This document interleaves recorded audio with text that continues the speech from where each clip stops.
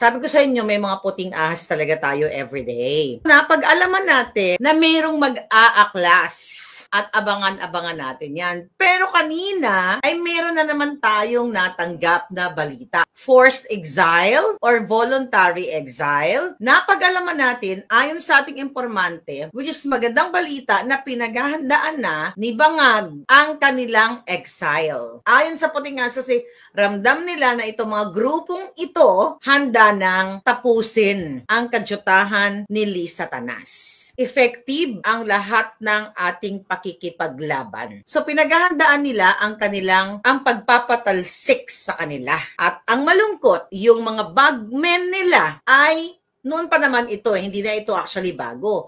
Pinupwesto na ang pera ng bayan para sa kanilang pagtakas sa Pilipinas. Kaya nga, di ba, ang budget without explaining to you, the 6.325 trillion budget, national budget for 2025, ay pipirmahan na daw ni Bangag sa Atrenta, sa Rizal Day, nang hindi nagpapaliwanag sa inyo na mali ang ginawa nila sa pag-zero budget ng PhilHealth, sa pagtapya sa Department of Education budget, at dito sa military. Well, gising naman na yung mga brusko natin. Shoutout sa inyo mga brusko. I love you guys. Balikan natin ang pangyayari. Dahil ayon sa ating mga palangga, okay, ating mga palangga na mga juting jahas, kumbensido na sila na talaga ang kanilang pangulo. Pero, bago tayo magpakumbinsi sa inyo, balikan muna natin ang mga balita.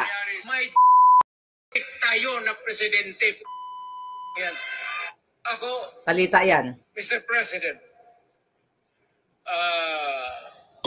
Ma'am Lisa Araneta Marcos, hindi ninyo ako kalaban. Wala akong sinasabi ng masama. Hindi lang ako makakampanya noon. Alam mo, iniiwasan ko ito. Itong panahon na ito talaga ang iniwasan ko kasi mapipilitan ako ngayon magsalita na laban ng mga tao sa gobyerno. Alam mo, Mr. President, hindi ako maghingi ng tawad. Kagawan mo yan eh. It is your responsibility sa sarili mo. What you do in this world binds you. Iyo yan. Huwag mong sisihin ang ibang tao kasi sarili mong utak at katawan yan. Nung ako'y mayor, pinakitaan ako ng evidence ng PDEA. Doon sa listahan, nandoon yung pangalan mo. Ayaw kong sabihin yan kasi magkaibigan tayo. Kung hindi magkaibigan, magkakilala. Ikaw pumapasok kayo ng alanganin.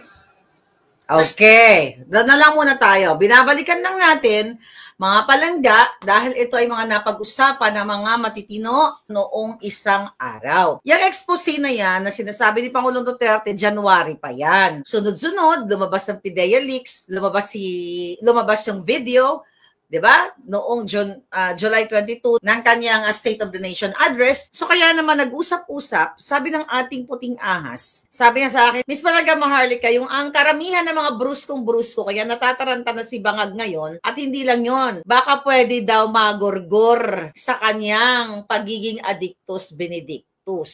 Last year ko pa sinabi sa inyo na nagkaroon ng muscle spasm si Bangag. According to our source, kinabahan si Lisa Tanas, akala niya magugurgur na. Kaya sabi ng ating puting ahas, dalawa lang ang pupuntahan ni Bangag. Forced exile, kung ayaw niyang umalis, or magugurgur siya sa sarili niyang pagsinghot ng pulburon. Sabi ko nga gano'n sa kanya, buti na-realize nyo yan.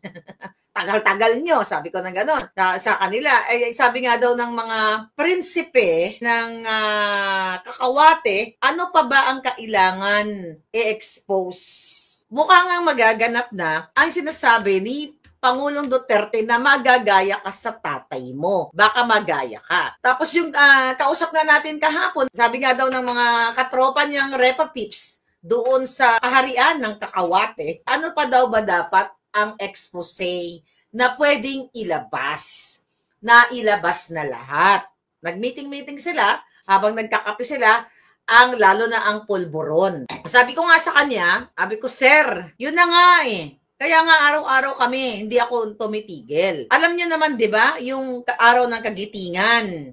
May video yan, nasa PTV, nasa RTV. Ang tanong ko, tanungin nga kita, sabi kong ganon. Kumbinsido ka ba na ang nasanguso ni Bangag Jr. ay pulburon o tawas? Natawas siya. Sabi nga sa akin, Miss Marlica, alam naman natin kung ano yon, ganon-ganon. Pero hindi, gusto ko sabihin mo, tawas ba or pulburon? Sabi niya, siyempre kokak yun, or pulburon nga. Kaya nga pinaparating niya sa inyo, pinaparating niya sa atin, sabi niya, kumbinsido na ang majority sa lahat ng katiwalian ni Bangag, lalo na yung pagiging pulburonic. Nakikita daw nila yan. Yung talamak na krimen ngayon at nagbabalikan na bentahan ng 3-5 dyan sa kalye. No need expose. Sabi nga sa akin, Miss Marlica, na expose mo na lahat eh. Sabi ko, yun naman pala eh. 'Di ba? Yun naman pala, sir. Nag-aantay ang taong bayan kung kailan ba magsasalita kayo para panindigan etong laban para sa Pilipino. Sabi ko, ang taong bayan sukang-suka na sa illegal na ginagawa ng bangag na gobyernong ito. Kaya ang sabi ko sa kanya, ano gagawin namin? Araw-araw nagdadadakdak na ako dito. Ang sabi niya mga palangga, just keep doing what you're doing. Kasi effective at mumulat ang taong bayan. Na-educate sila dahil sa number 1 yung paggamit ni Marcos Jr. Actually, sabi niya sa akin, alam mo, galit na galit talaga sila sa'yo. Kaya yan, hinahabol ka dyan sa Amerika, basta ang bilin niya lang, ang kabilin-bilinan ng prinsipe ng Kakahuate ay patuloy daw tayong magsalita, mag-comment sa lahat, media, social media, kahit binablock tayo ng mga ng mga mainstream media, i-comment daw talaga, i-highlight ang pagiging bangag, ang PhilHealth, ang pagdukot ni Lisa Tanas at ni Bangag sa turkey extraction. Yan, ano lang daw natin yan, i-sustain lang daw natin yan mga palangga. Dahil yan, ang kailangan daw talagang palakasin at hindi mawala yung impormasyon na yan. Dahil yan ang pilit na pinagtatakpan nila at talagang nagpupondo talaga sila sa mga trolls. Pero sabi nga ng ating kausap na nakumbinsi na sila, actually matagal naman sila nagkumbinsi, kumukuha lang sila ng timing. Okay?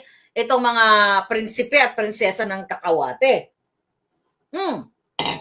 Ang sabi sa atin, tuloy-tuloy yung mga OFW at kahit sa Pilipinas, magbuo kayo ng mga grupo ninyo, 10, 5, ganyan, na talagang kayo ay mag-discuss, makipag-participate sa social media.